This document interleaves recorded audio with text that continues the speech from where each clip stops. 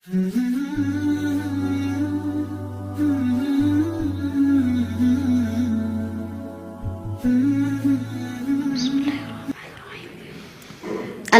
لله رب العالمين الرحمن الرحيم مالك يوم الدين إياك نعبد وإياك نستعين اهدنا الصراط المستقيم صراط الذين أنعمت عليهم غير المغضوب عليهم ولا الضالين آمين.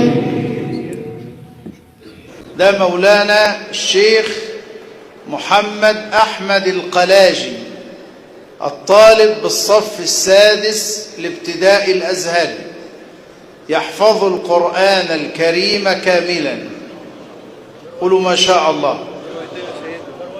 برواية حفص وشعبة، وهو طالب مجتهد في دراسته، وهذا العام أكرمه الله وحصل على المركز الأول على العالم في مسابقة بورسعيد الدولية في الإنشاد الديني. فهو شيخ كبير صغير السن كبير المقام. هو ده بقى نمبر 1 اللي احنا فعلا لازم نعلم ولادنا ونخليه قدوة ليهم. السلام عليكم ورحمة الله وبركاته. لو عجبك الفيديو هتعمل لايك وشير وسبسكرايب وباي باي.